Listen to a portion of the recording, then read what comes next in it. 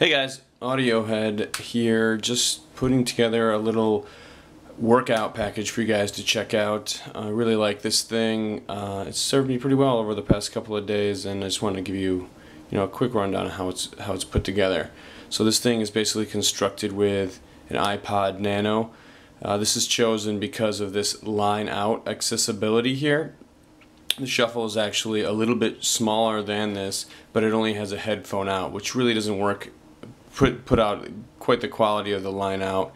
There is a vast improvement between the line out on the shuffle that I have if you run the headphone out to an amp compared to this line out dock specifically here. So this is called an LOD, a line out dock. This one's by FiO, but there's other more expensive ones on the market if you want to go that route.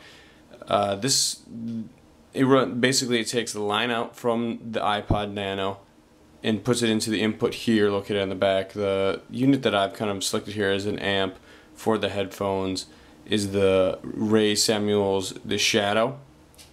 This one was selected because of its good pairing. It's a great pairing with in-ear monitors such as the JH5s that I have here, and also its size and the build. The build is quite solid. It can take a little bit of jostling. It also has, it's the smallest one out there that I could really find. There might be a couple of other ones there's also the Pico Slim, but that one ends up being quite a bit longer.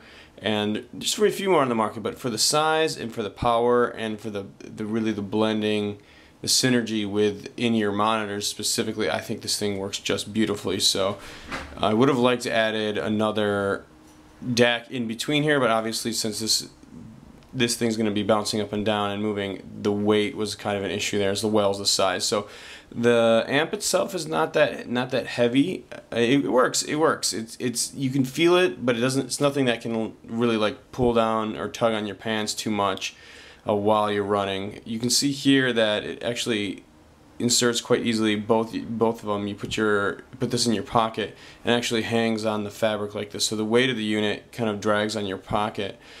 And that actually leaves an opportunity for these cables to kind of stick out to the side so they don't get knocked around too much inside your pocket, and you can still access the volume knob here. That's how it turns on.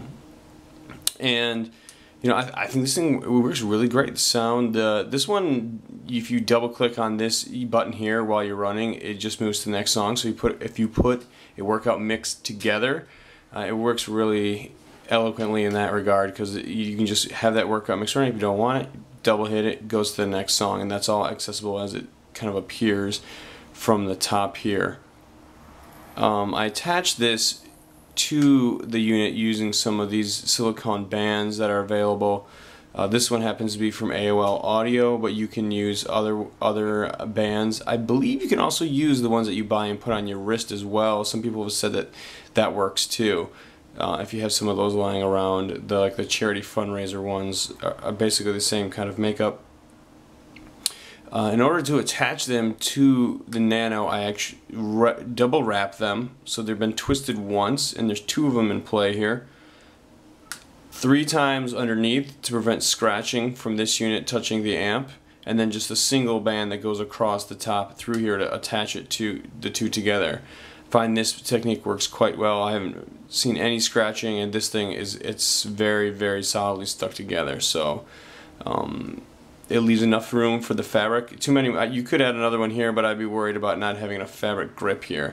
So if you use running pants or any other pants with a thin fabric, there's plenty of grip here to kind of keep it in place as you run.